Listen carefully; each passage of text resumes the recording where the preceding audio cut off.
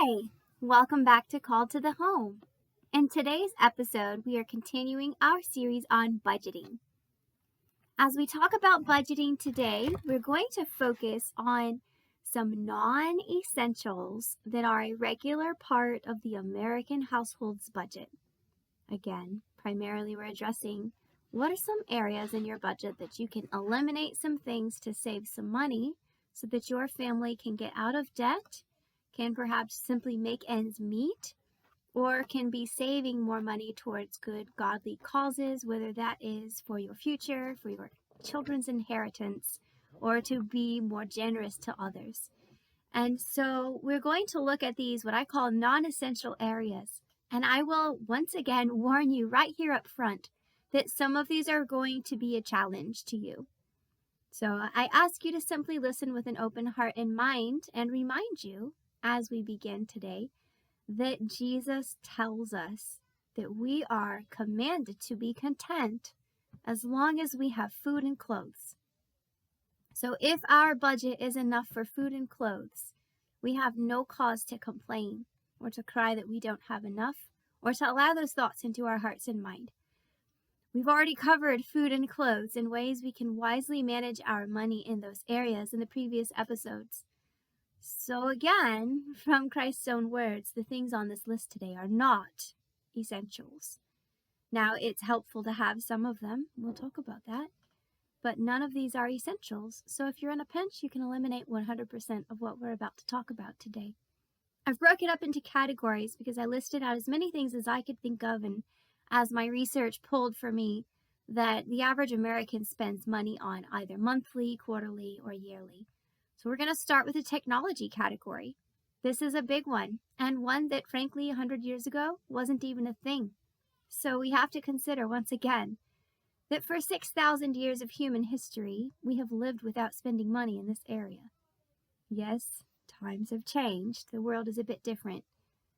But you'd be surprised what you can actually get by without if you're simply willing to unplug and do it. So we're going to talk about what do you need to do if you need to drastically reduce your budget, and if you have room in it and you want to kind of stay in the 21st century, how can we handle that? So here are some things that if you're on a drastic budget cut, you can completely eliminate. Internet, smartphones, subscriptions, streaming platforms. Sell all of your old computers, laptops, video game systems, all of the CDs, DVDs, Blu-ray discs, cartridges, all of the old equipment that you perhaps have collected. Resell it on eBay, get rid of it, be done. You, notice, can still have a old school flip phone. Talk and text is something that you do kind of need in today's world, sometimes simply for jobs and to be able to communicate with people. So notice I said eliminate smartphones. If you truly are in dire straits, eliminate every one of those technology things, get a basic flip phone, and go on with life. For some of you, if you look at your budget and add up how much you would save each month if you just knocked out those things, just for fun, it's quite a bit of money. So now let's go back through that list a little more slowly and talk it out in terms of, what if I don't need a drastic budget change, but I just need some more wiggle room? Okay, so let's start with the internet.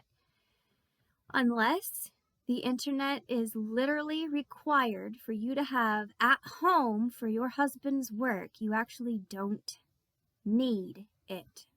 It can be helpful, but you don't need it.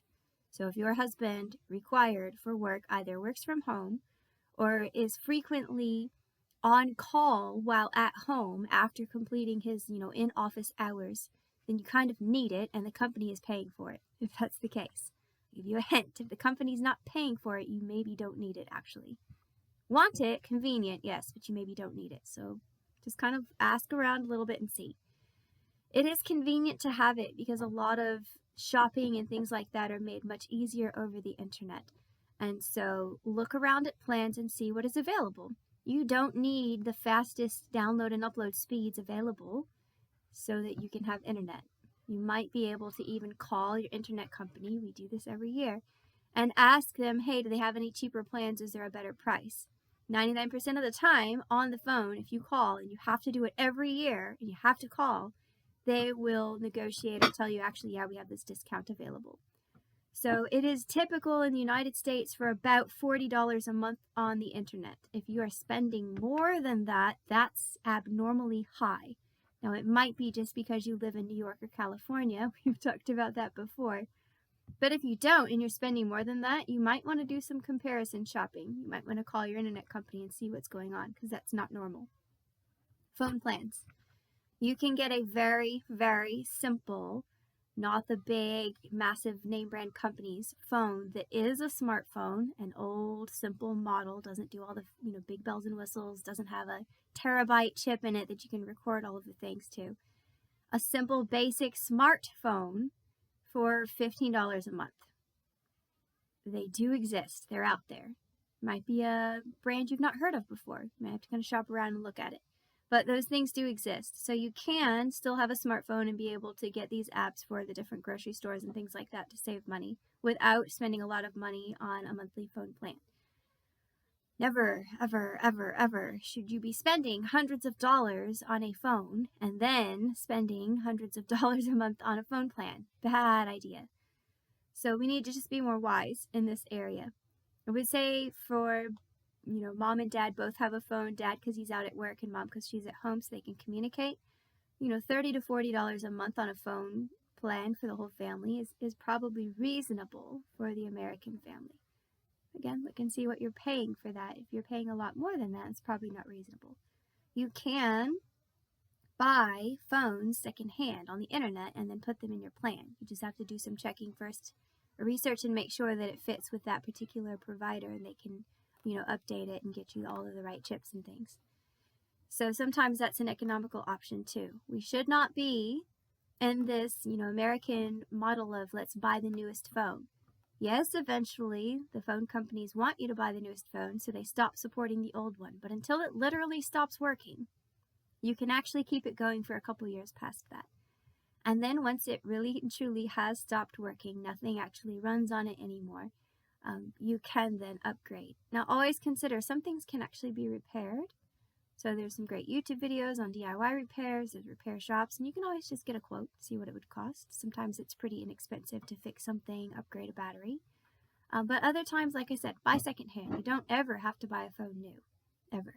Because the rest of the Americans are always ditching their phone every time Apple comes out with the newest one. You can buy one that's 2 or 3 years old, still works great, it'll be supported for the next 5 years, and you can get it for only a fraction of the price. So look at that when you do come to the situation where you'd like a new one. Consider that first. All right, let's talk about subscriptions. You do not need to and should not be paying money for podcasts or articles. This is super, super popular, right? All of these subscription services.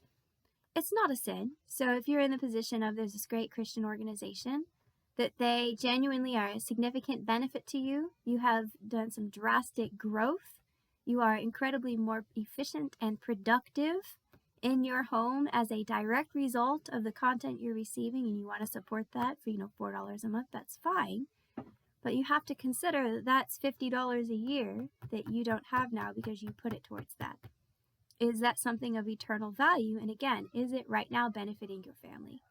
If it's not directly having a massive impact on your family, probably don't need it. Shouldn't be spending money on it. Frankly, there's too much free content out there on the internet for you to be spending money on things like that. Streaming platforms. Ditch them. You don't need a single one. Again, too much free content out there available for you that you need to be paying for that. Now again, it's not a sin, so if there's a good Christian organization and you want to support them, and you really benefit from their content, that's fine. However, I caution you, in general, one of the traps modern Americans have fallen into is Satan's trap of entertain them out of doing anything. So we spend so much time sitting, passively watching something happen on a screen or listening to something happening, that we don't actually spend that time doing anything. We're not productive. We're not showing hospitality and meeting together with fellow believers. We're not out in our community.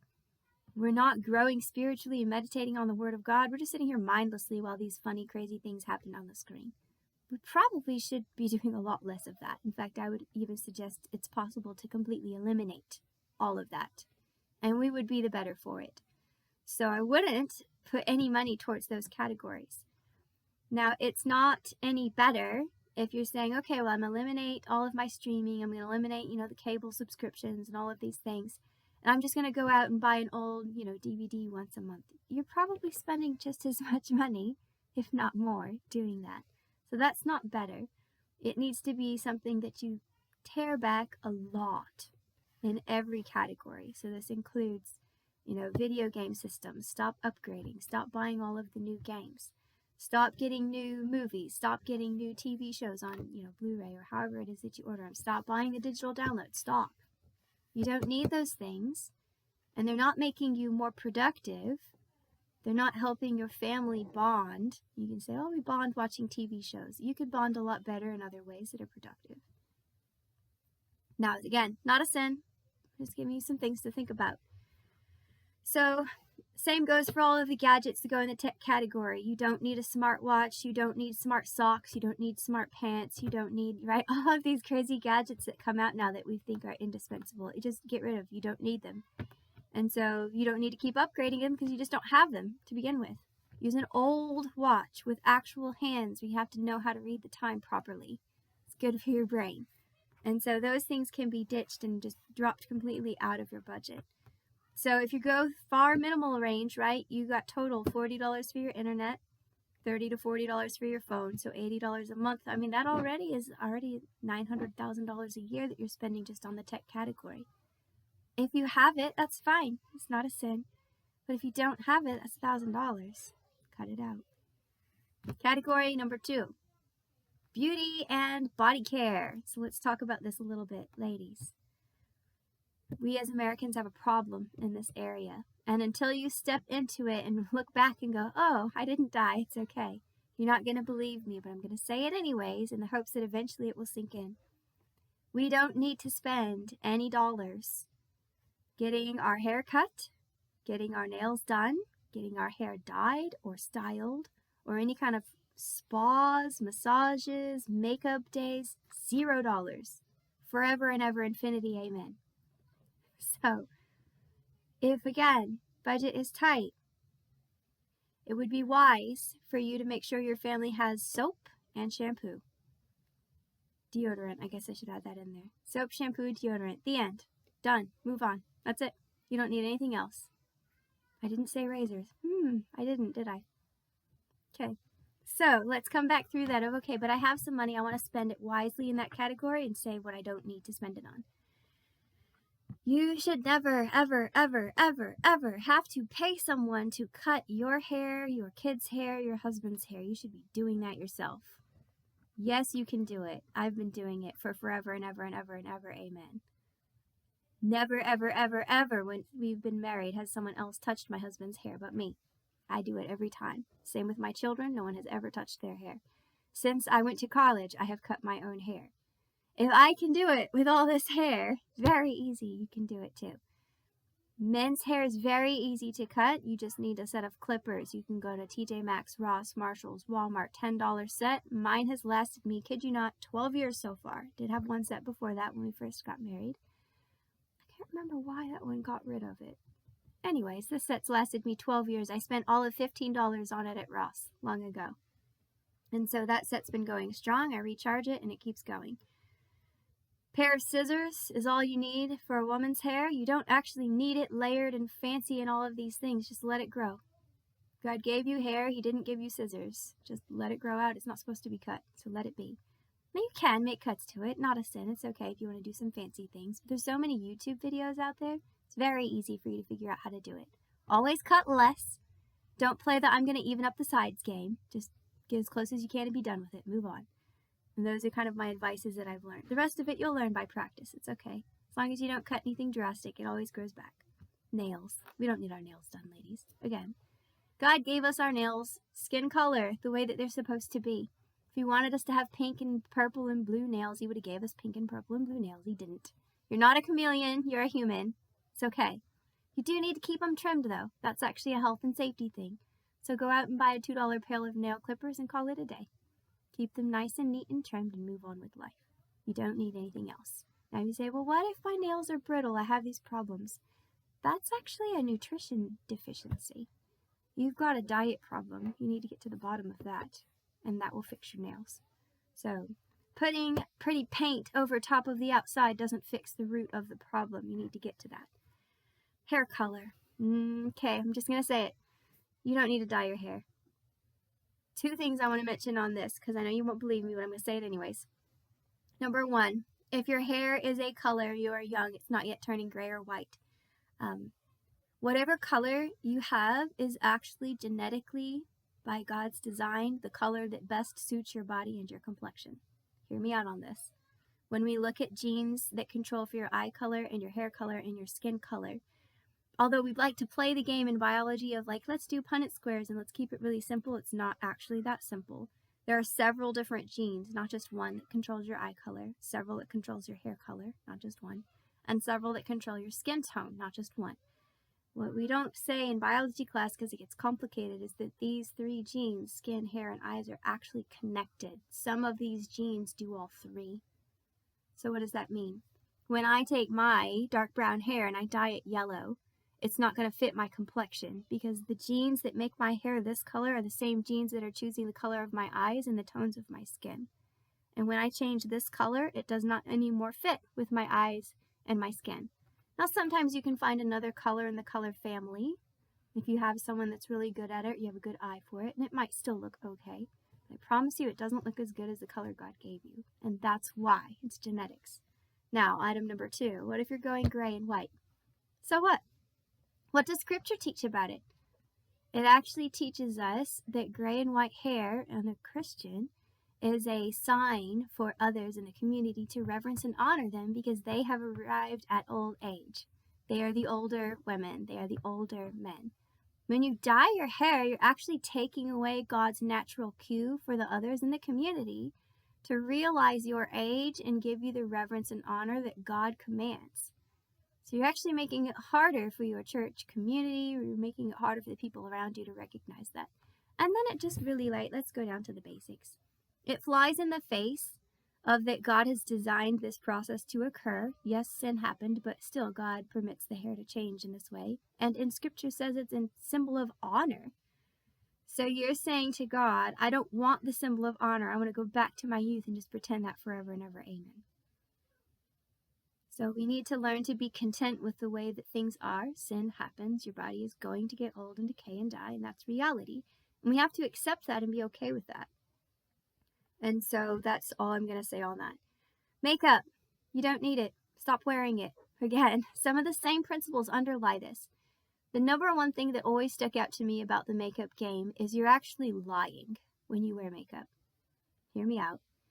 You are altering the colors, contours, shadows, and shapes of your face to be something they are not. You're presenting to everybody someone you are not. That's not what you look like. That's not what a normal human being looks like. That is a lie. Now, I didn't say all makeup of all kinds is a lie, so let me clarify, because most of it is, but there's an exception to this. If you are restoring your face back to its normal, typical state, because there is a temporary position or spat of issue, hormones fluctuate, right? And then we have acne breakouts. Or you get a scratch across your face, or, sun gives you spots on your face and things like that. It's okay to smooth that over and try to put your face back to its normal, typical, God created it this way position. And so some minimal use of some good ingredient makeup products for that can be just fine. So an inexpensive foundation with good ingredients, an inexpensive concealer or little powder. But that should last you at least a year, if not 2 years. And so maybe $10, $15 and you're good for the next 2 years. And all you're doing is just concealing and restoring your face back to its typical everyday thing. If you are putting colors on your face that aren't colors that your face ever is, that's not right. If you are enhancing your body by using dyes and paints and colors, you're lying. You don't have eyelashes that look like that. That's not what God gave you. Are you happy with what God gave you or not? And so let it not ever come from us that we are discontent with the way God made us, and therefore we convince ourselves and our husbands that we need all these expensive beauty products all the time. Or even we just need a lot of beauty products that are not as expensive. The price adds up. You shouldn't be spending your money on it, and you shouldn't be wearing it. So I said what I said. Last things in the beauty and kind of body care category. Things like gym memberships, you don't need that. I don't know if you're, have children, you're productive, how you'd even have time to do that in the first place, nor that you should be putting so much time into that, but that's not something that you need. There are exercises and resistance training things that you can do at home with zero equipment. Look it up. It's called body weight training. That's what I do. And so you can keep your muscles and bones strong at home without having to leave your home, without having to put yourself in a really difficult situation where you're around people that might not have great morals and you're questionably dressed, and a whole lot of things happen in modern society in gyms. So just don't do that. You don't need that. And then as you do purchase the things that you do need, shampoo, soap, deodorants, price that. Be really wise and careful about that. Just to give you some hardcore numbers, in the US, good price for shampoo is 50 cents an ounce or less. If you're spending more than that, you're buying expensive shampoo. And yes, I already checked all of that against, good ingredients versus bad ingredients. Soap bars, $1 an ounce and under is a good price for a real good ingredient, actually made with lye soap bar. If you're paying more than that, you're buying expensive, fancy people soap. Deodorant is, a little harder because those can be a little more ingredients. You can survive, ladies, using men's deodorant. They don't put aluminum in men's deodorant. They never have. They only do it for women for some crazy reason. So buy men's deodorant. It's cheaper. It is what it is. All right. Last category, number 3, household items. So there's a lot of items in this category that I'll just let you kind of hash out in your head as to how you want to use them. But I'm just going to say, again, if you're in a budget crunch and you need to find money, here's what you need to cut.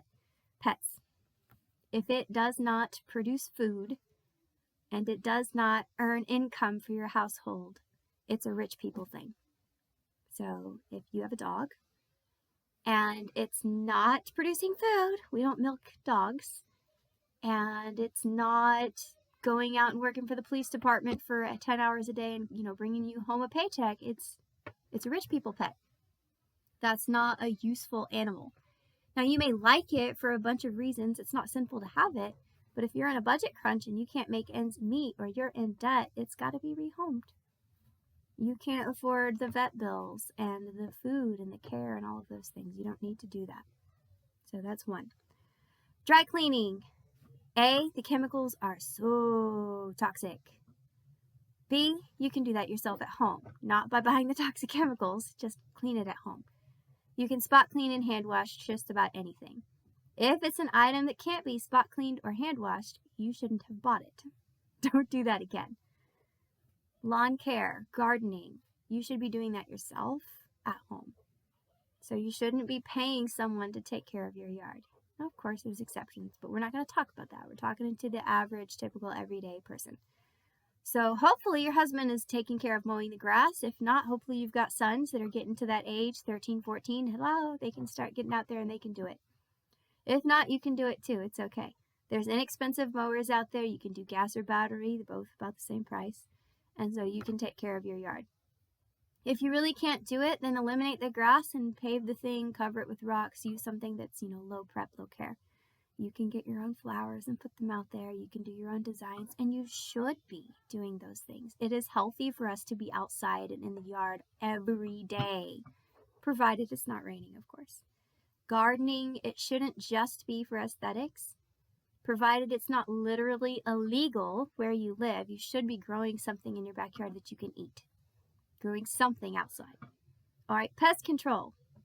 With the one exception, perhaps, of if you've got an identified termite problem and you're paying someone to make sure that doesn't become a problem ever again, you should not be paying someone to keep bugs out of your house. That's your job.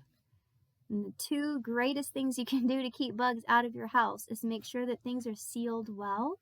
So the windows shouldn't have cracks where it's allowing bugs in. The glass should be intact. The mesh that comes behind the windows should be free from rips. your doors, the frames, the cracks and corners, right? You should just regularly inspect your home, and when you find problems, caulk it or get it repaired. Number 2 to get rid of bugs is keep the food cleaned up and put away. Everything should be completely sealed, airtight, either in the refrigerator or freezer or on the shelf. The ground should not have food crumbs on it. You need to be sweeping regularly. You need to be vacuuming regularly. You need to be wiping down things that kids have spilt things on. And so doing those things will greatly reduce the amount of bugs that are even trying to come into your home in the first place. Most of the time bugs coming in the house is because there's something that you aren't cleaning well enough, or that there's a hole or something in the house that you didn't address. So take care of those things and you won't have to worry about that most of the time. All right, car washes. Y'all probably already know this. Why are you paying somebody to wash your car? If you have water, especially an outdoor faucet where you live, you can do that. Now, I will warn you, there are some things out there about different kinds of soap, so don't just take the soap from inside the house and wash the car with that. You might actually damage the paint, strip the paint right off. So be careful about that. But car wash soap is really cheap, so there's just no reason for that. For the same price it would cost you to do one car wash, you can wash your car for the whole year to just do it yourself. And that's buying a new bucket, new special cloths, and a whole bottle of soap for the year. So do that yourself and you save money. Last thing we want to talk about, category number 4, membership programs. So this could be 1,001 things. It used to be book of the month club, fruit of the month club, home grocery deliveries. I don't even know any of the names of them now, but these sorts of things, you don't need them. Now, it doesn't mean you can't have them. Perhaps you've identified something that really is beneficial, and I'll talk about a couple of things to think about in that category, but you generally don't need memberships to things. The only time it is justified that I have seen is where something like a membership to a big warehouse store like Sam's Club or Costco, or to one of these online retailers like Amazon or Walmart. And that is only if, and you need to actually do the money numbers for your own family every time that you choose to buy it, only if the amount of money you have saved by being able to purchase it through them or from them over the course of the year actually pays for the membership plus extra. Because if my Costco membership is $60 a year and I save exactly $60 a year in all of my grocery purchases, I didn't benefit from having the Costco membership. I didn't lose any money, but I didn't benefit either. And so I might as well just eliminate that extra stop from my grocery trip and buy groceries where I would normally do that. Not spend the extra $60 and not save the $60, and it comes out even in the wash. I save time and am more efficient. However, if my $60 Costco membership means that my groceries now cost $300 less per year, that is a wise choice. And so you need to actually do the math every year and be consistent with that to make sure that it's still a wise choice for your family. Same thing goes with Amazon. If you have Amazon Prime, same thing goes with like Walmart Plus, right? If you have these things, are you actually saving that much money? So every time, price something. If I had bought it here instead, how much money in the long run did I save? Did it pay for itself? Amazon Prime is really expensive. Really expensive. It did not used to be that way. It's very popular and very expensive now. So just caution you to think about those things. Sometimes, and the last thing to think about kind of in that membership category, sometimes the amount of time that the membership saves you genuinely is beneficial to your family because that time is being used in a way that is productive and is actually making a difference. So you can't just say it's convenient so then I can sit back in my chair for 5 minutes and sip coffee once a week. That's not actually a beneficial use of time. But if you are saying, hey, this Walmart Plus membership, they have the groceries ready. I don't have to truck all the kids into the grocery store and have the stress of that. They do the shopping for me. I drive up, I pick it up, I take it home. And with that extra 30 minutes, every single week, I have been able to do this. And at the end of the year, you're able to list how you spent those 30 minutes each week. And that justifies for you the $40 for the membership. Then yes, of course, go for that. But you really need to think through these things. We can't just spend money on it because the world says to do it, or that's what the Americans do. We're not called to be like that. And so be careful in terms of how you spend your money on all of these non-essential categories. Remind yourself when you have those moments of discontent, because we all do, that these are non-essentials. God said, be content with food and clothes. This is more than food and clothes.